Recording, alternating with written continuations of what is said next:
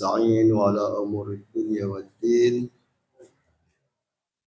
Al-ikhwan wal akhawat, bapak-bapak yang saya muliakan, Assalamualaikum warahmatullahi wabarakatuh.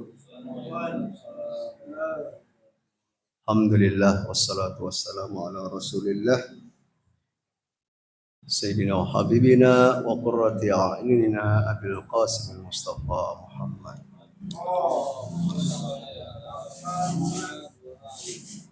wa ala alihi wa man walah. Puji syukur kepada Allah Subhanahu wa taala atas segenap karunia dan nikmatnya kepada kita semua. Pada malam ini kita mendapat taufik dari Allah Subhanahu wa taala, kesempatan pada malam ini di bulan Sya'ban ini membaca doa kumel. Mudah-mudahan doa-doa kita, hajat-hajat kita dikabulkan oleh Allah Subhanahu wa taala insyaallah, dan urusan-urusan kita yang mungkin kita menghadapi kesulitan diberi kemudahan oleh Allah Subhanahu wa taala.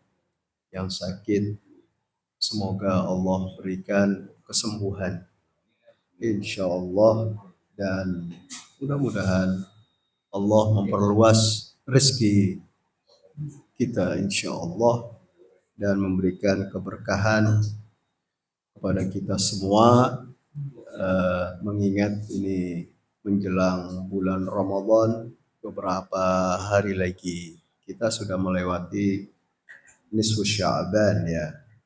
Bulan Sya'ban, saya ingin menyampaikan berkenaan dengan imam kita ya, sahibul asri wal zaman, Abdullah Farujahu Syarif.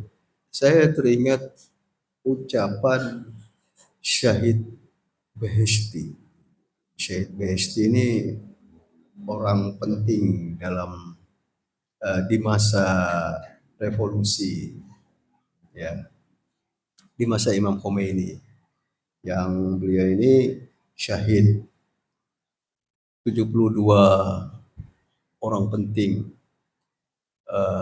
di dalam satu ruangan itu tiba-tiba bom meledak dan 72 orang ulama syahid ya. Salah satunya adalah Syahid Beheshti. Nah, beliau mengatakan bahwa seorang muslim itu tidak kenal putus asa, bahkan selalu optimis berkenaan dengan masa depan. Ya, jadi seorang muslim karena punya keimanan kepada Allah Subhanahu wa taala dan juga berkenaan dengan masa datang, baik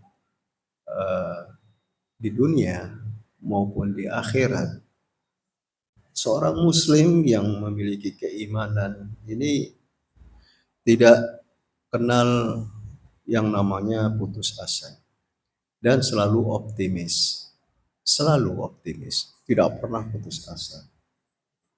Nah, untuk selamanya, bahkan untuk selamanya tidak akan pernah. Tetapi sebaliknya, orang yang tidak punya iman, kufur ya, itu justru tidak lepas dari keputusasaan, dan juga sebenarnya walaupun optimis tetapi dekat dengan pesimisme. Kita lihat ya kenyataan mereka, musuh-musuh Allah ini tidak menghendaki muslimin berjaya, muslimin menonjol di segala bidang ya, seperti yang di Iran. Nah, itu tidak terima orang-orang yang tidak punya iman, mereka putus asa. Bahkan Israel yang sampai saat ini ya terus mengganggu, membunuh bangsa Palestina. Katanya gencatan senjata, tetapi masih ngebom. Ya, lalu ibu-ibu yang rumahnya sudah hancur, keluarganya syahid, kemudian dia mau diungsikan ke Rafah. Rafah itu dekat Mesir. Dia nggak mau. Saya lahir di sini, ini tanah saya bangsa Palestina, saya nggak mau dipindahkan. Saya orang Palestina. Tetapi eh, si penjajah ini udah putus asa, ya. Dan belum menang. Mereka sudah habis banyak biaya, ya kan? Biayanya dari mana? Ya, biayanya dari sokongan-sokongan, dari eh, penipuan-penipuan, perampokan-perampokan, barangkali pajak-pajak, kayak preman mereka itu kan.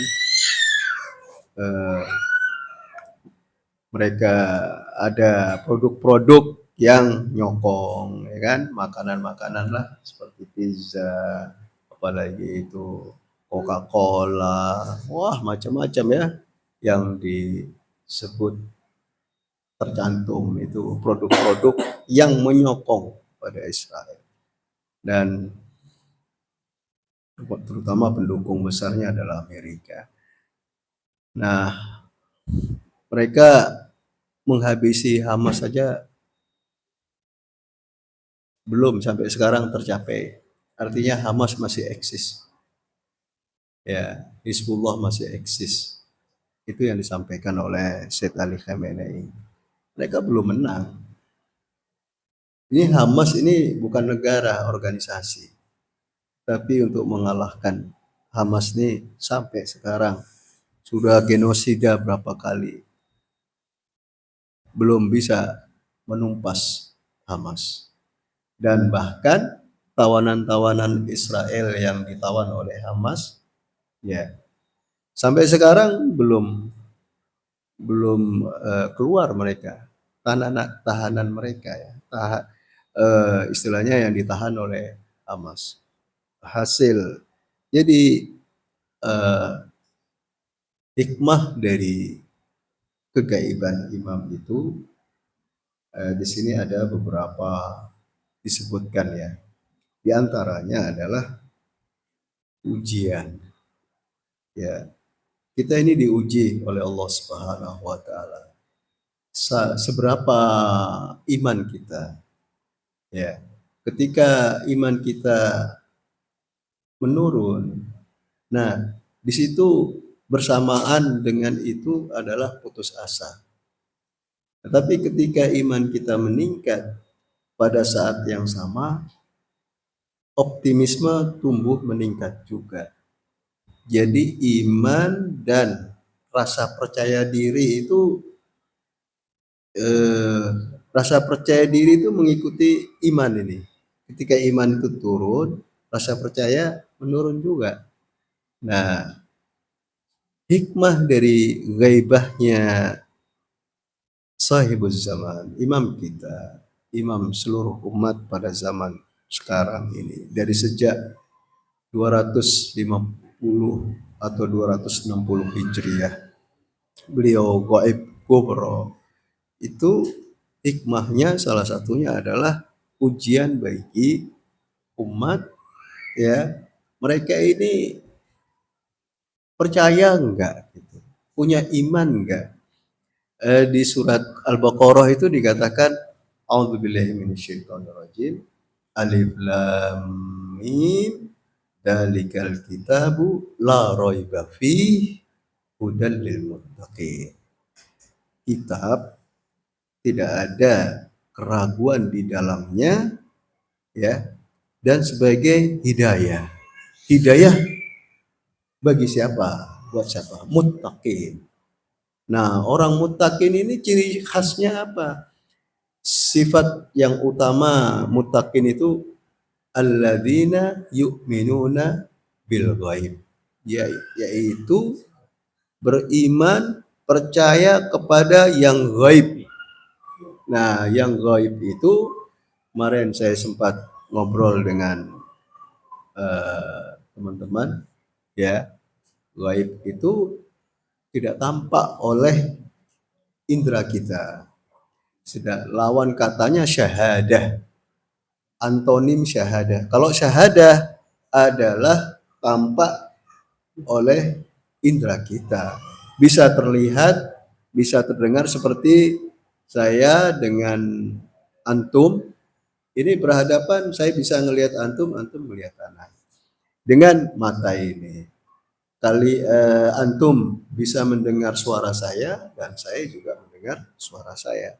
Saya juga bisa mencium asap rokok kalian. Nah, itu semuanya apa namanya sesuatu yang kasat, ya, yang kasat.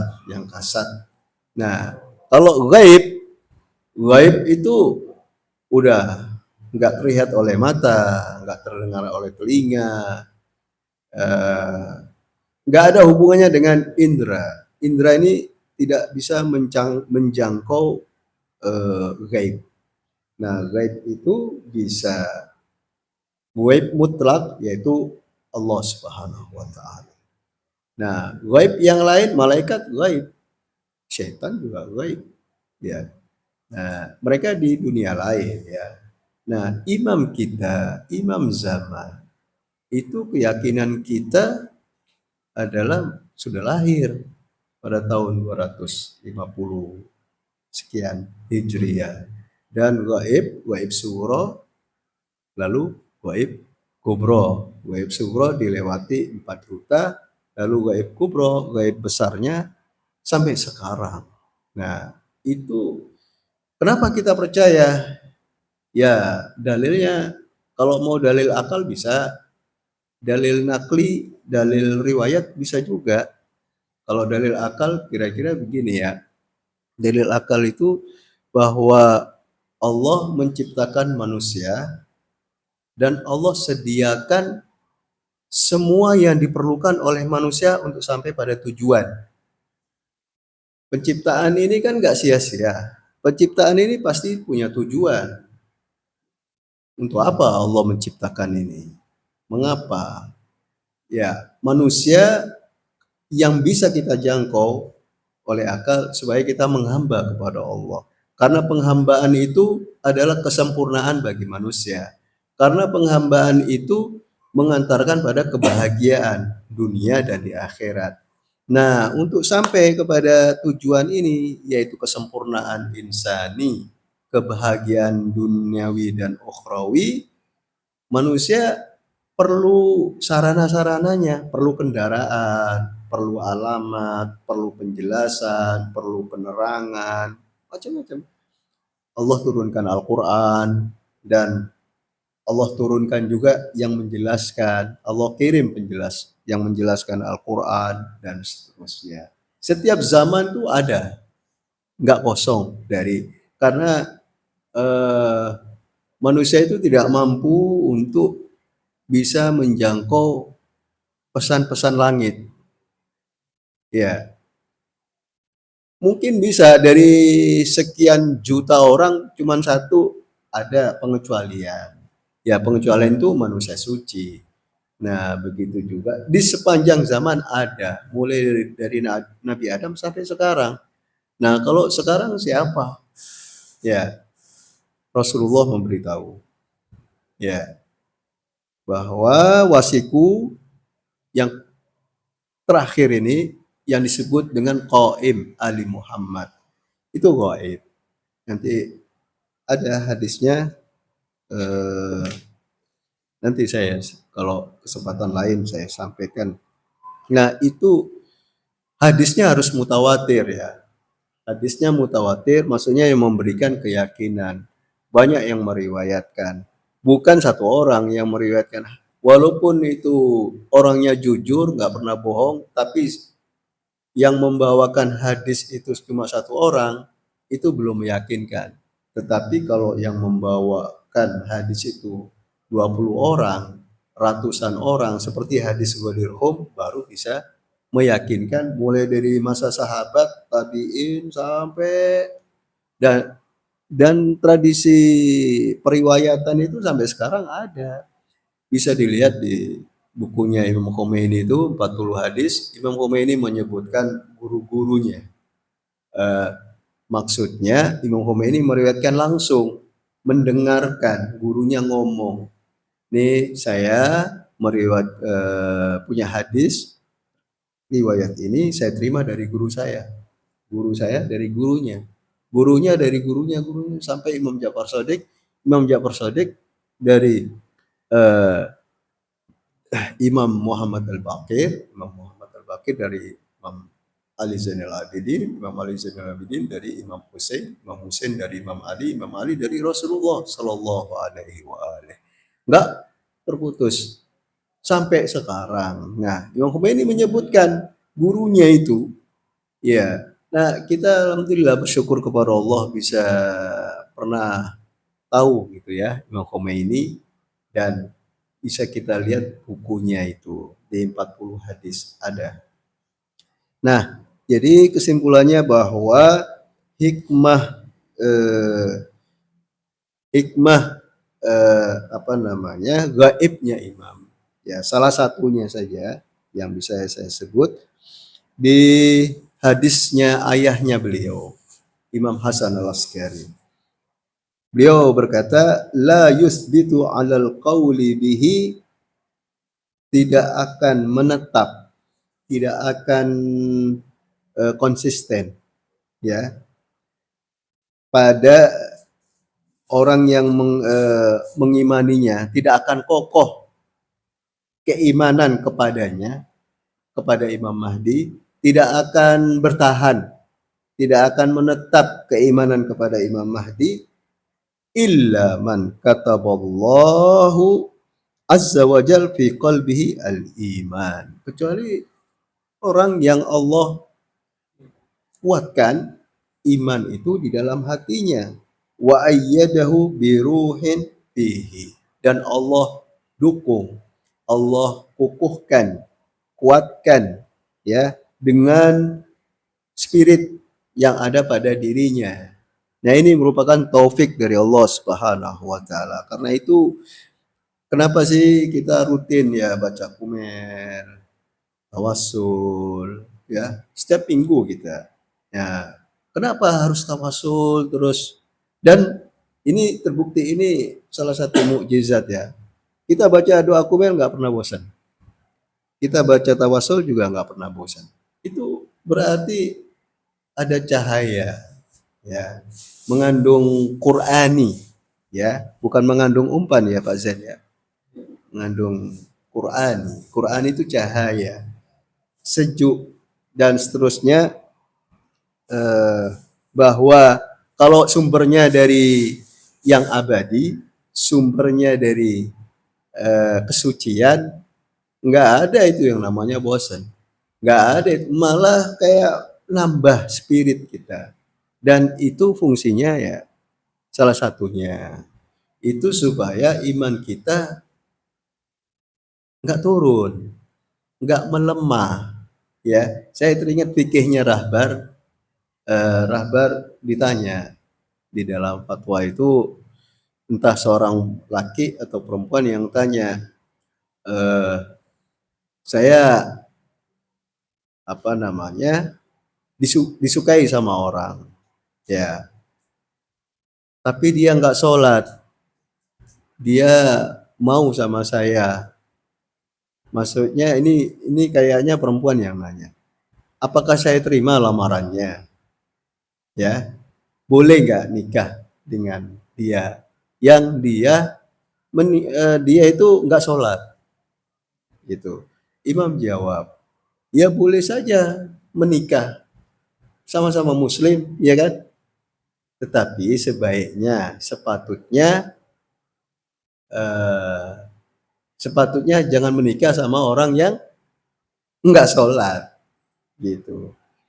Jadi itu ada ngaruhnya. Yang iman, Rahbar menyebutkan bukan nggak sholat, yang orang yang imannya lemah, orang yang imannya lemah. Nah, ini kita dalam rangka itu dijaga oleh Allah Subhanahu wa taala supaya iman kita kuat, kita konsisten, insya Allah masih berada di belakang Imam Zaman sebagai makmum beliau, insya Allah taala. Amin ya rabbal alamin.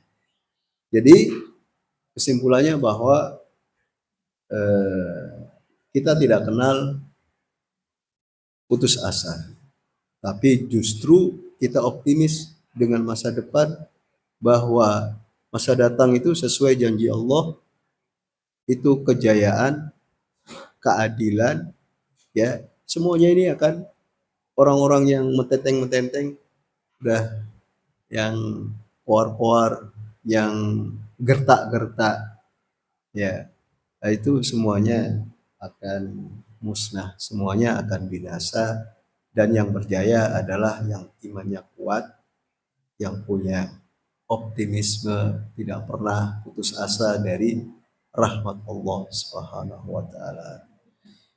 Ya, mungkin itu yang bisa saya sampaikan. Mudah-mudahan bermanfaat. Wabillahi taufiq wal hidayah. Sallallahu alaihi Muhammad wa ali Muhammad.